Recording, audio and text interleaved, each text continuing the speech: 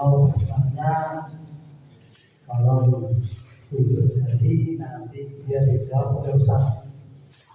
Kalau ada pertanyaan, semoga Pak Umar mungkin. Assalamualaikum warahmatullahi wabarakatuh. Ketika menjelaskan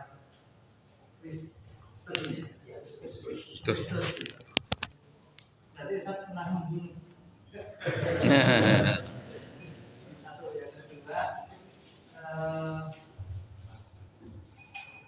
setelah keluarga Ustaz itu mualaf jadi orang tua, apakah juga bisa masuk Islam atau tadi belum dijelaskan?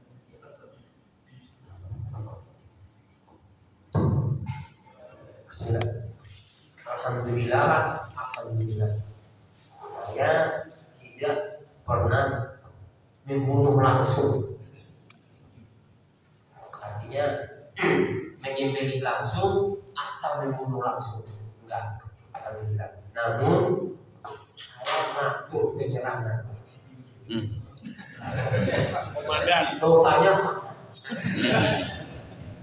Iya.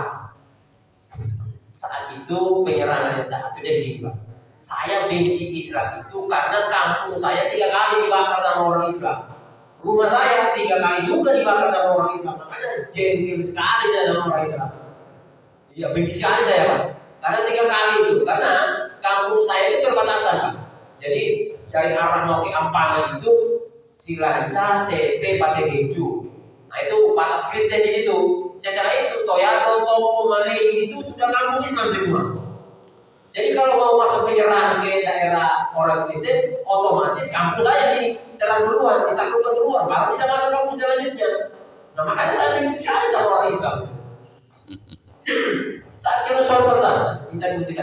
Saat Yerusalem pertama, Pak, saya masih STM saat itu. Saya STM. Waktu Yerusalem pertama.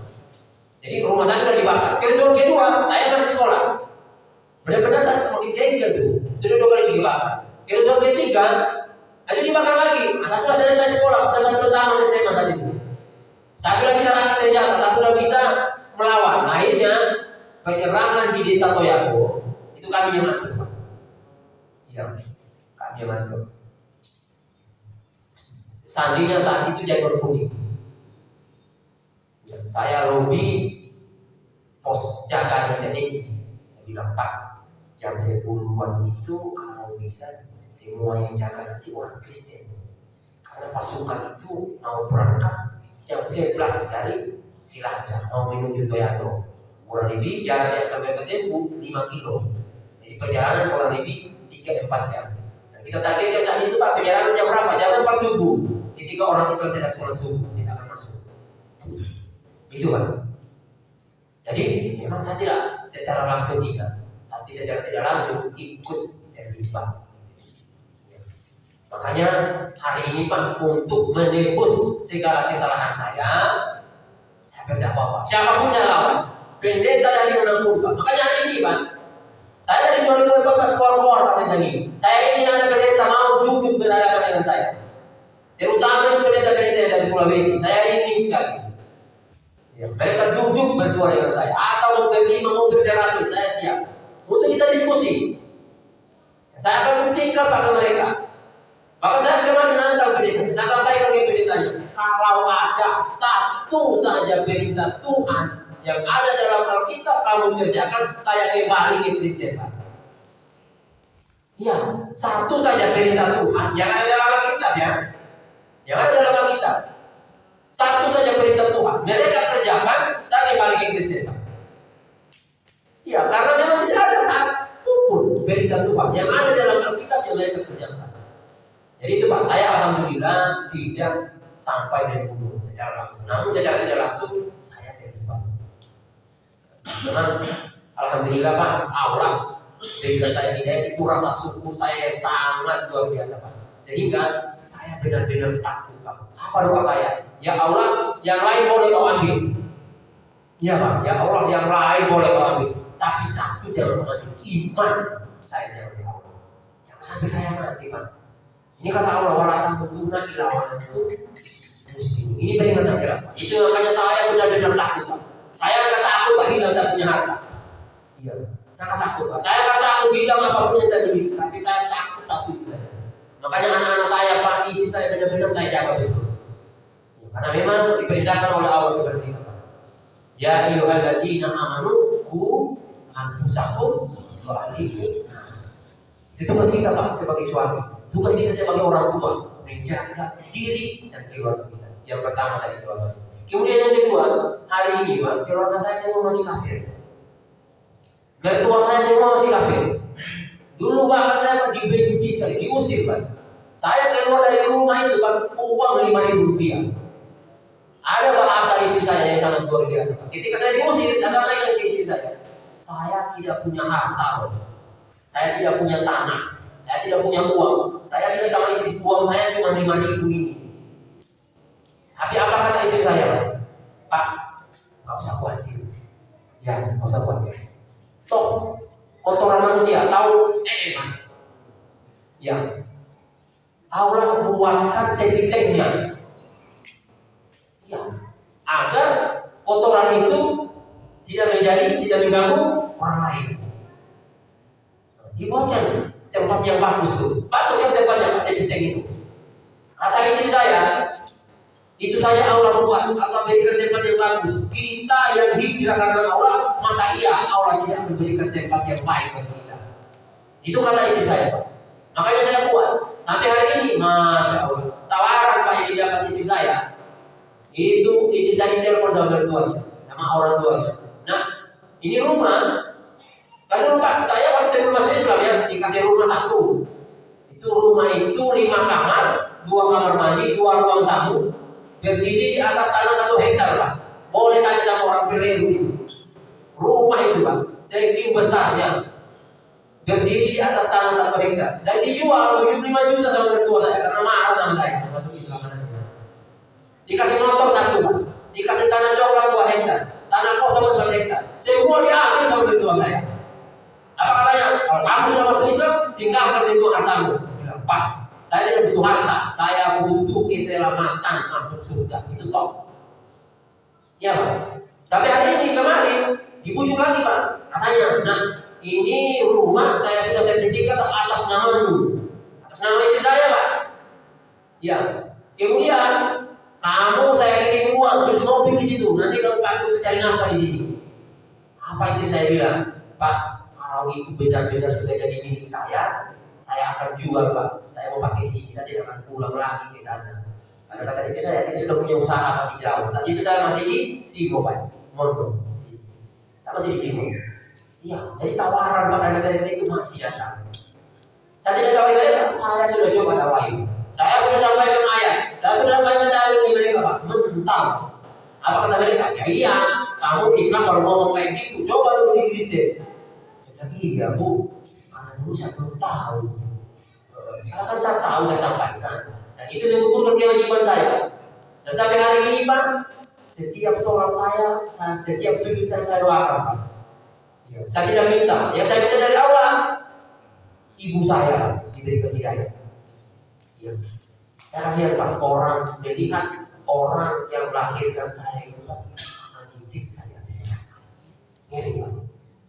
Ya. Orang tua saya itu sekarang saya, Pak, sampai nangis luar biasa. Kenapa? Saya tahu, Pak, ketika Allah menjemput mau, nah, orang Kristen itu akan terbelalai matanya, Pak, melihat, wah, mau tidak disebeli dan kekal sudah kehidupan manusia. Jadi nyerah kekal dan disebut kekal. Nah, itu, Pak, sampai hari ini satu pun keluarga saya belum ada, Pak, yang masuk Islam. Saya berdoa. Tahun depan ibu saya minta tinggal dengan saya. Ya, mudah-mudahan itu pintu, Pak, di Jawa mendapat hidayah. Ibu saya sudah pernah tinggal dengan saya. Ibu saya sampai heran. Nah, kamu mampu ya bangun jam 3. Saat itu ketika bulan puasa. Ibu saya datang, Pak, di rumah. Tinggal kurang lebih 1 bulan sama saya. Selama bulan puasa saya nggak tahu, tiba-tiba dia minta. Saat itu saya sudah di Jakarta. Kok tiba-tiba dia datang tinggal dengan saya selama 1 bulan. Ibu saya ngomong, kok kamu mampu ya bangun jam 3?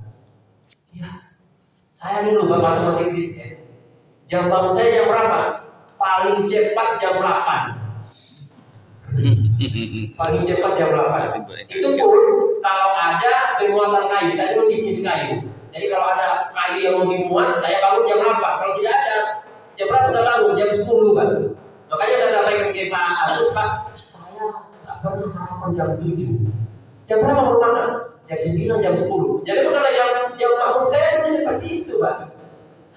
Jadi Pak Agus maksudnya, nanti nggak pernah makan jam 9, jam 7 enggak. Nanti masuk istirahat, Pak, saya baru sahur jam 3.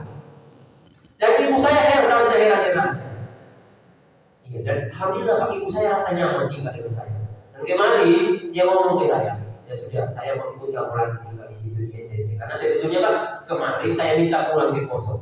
Saya ingin dia balik ke Sulawesi untuk dakwah di sana. Ternyata kebetulan ustadznya nyuruh saya tinggal di NTT. Alhamdulillah. Mungkin gitu Pak ya, oke? Ada yang lain? Mungkin ada yang lain atau tak satu itu mungkin satu lagi ya. Lagi sama. Tidak ada. Tidak ada tak? Ya mungkin karena sudah malam, maka pada malam ini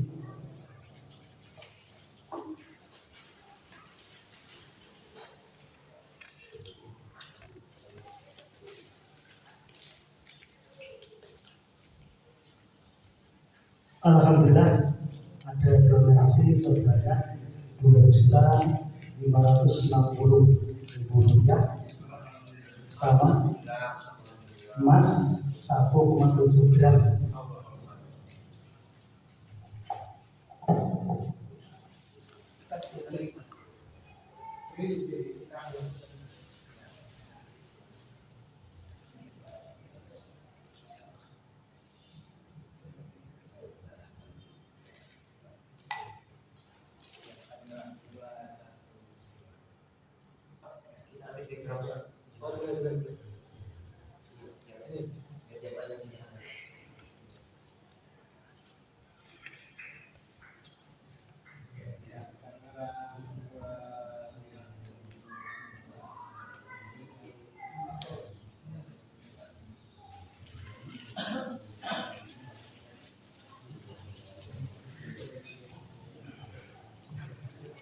Alhamdulillahirobbilalamin.